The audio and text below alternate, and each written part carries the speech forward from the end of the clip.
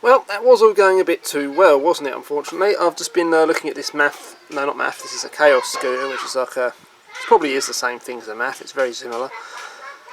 They're made in the same factory in China somewhere. Yeah, not the best, they're not, yeah, terrible. This is a Chaos that I came into ownership of through ways I can't bother to explain right now. But yeah, it had this 1000 watt motor in it originally. This is a 1000 watt 48 volts. It was running with a 500 watt controller to make it 500 watts, but the motor's capable of 1000, brushed of course, in this case. But we don't do brushed things on this channel, do we? So I stuck the same type of motor that's going in the C5. It's not the same one, I've got another one.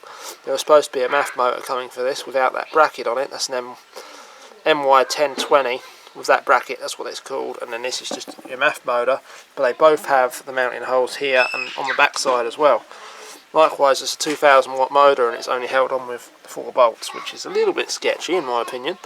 I wouldn't be surprised if it sheared a couple of them, but you know, that's all we've got in this case without some fairly drastic modification, which we might do because I found another problem, quite a big problem. It's had a bit of a dodgy headset, and by a bit dodgy it felt a bit tight, you know. I was like, oh okay, well it needs some slight adjustment or a bit of grease or whatever. But in taking this apart, both of these pins are pretty drastically bent.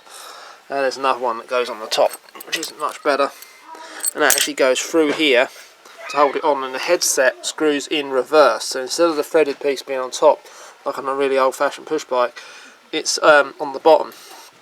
Of course these days push bikes are A-head, and I'm surprised this isn't, to be totally honest, but it does make it easier. You don't need any kind of like separate a really long bolt that goes through it or anything like that, so that's kind of it is easier in this case to build something like that just with an old threaded headset. So you'd think it would be an 1/8" headset, wouldn't you?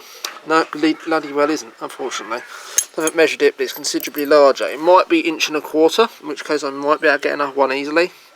Well, I can. They're £18 to buy, but they're not the best quality. But as you can see in there, it's all pitted. And there's your... you actually see indents where the individual ball bearings were. So I think they've really tried to tighten it up. And the reason they've tried to tighten it up is if I do this... Let's move you over here.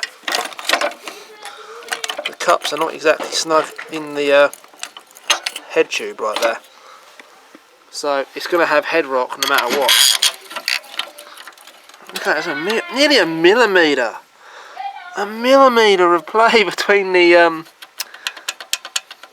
Alright, okay, maybe I'm being a bit pedantic there. Maybe it's half a mil.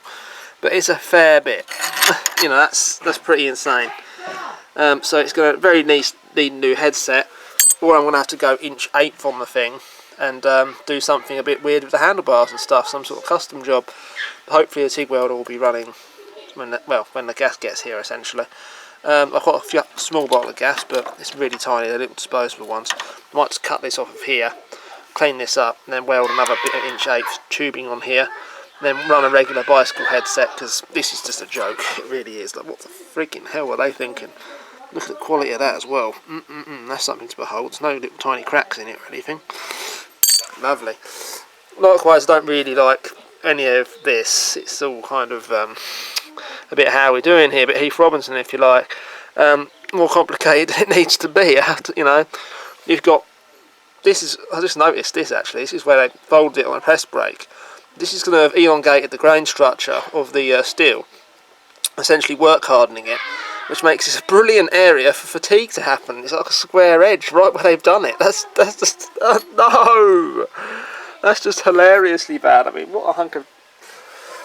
I don't know, it's going to be a fun hunk of crap, but it's a hunk of crap. It's like someone got a laser cutter and decided to go laser cut everything on this scooter, then bodge weld it together. But hey ho, that concludes this video. It'll be a fun project, nevertheless. If you paid full price for one of these, I feel sorry for you. See you later.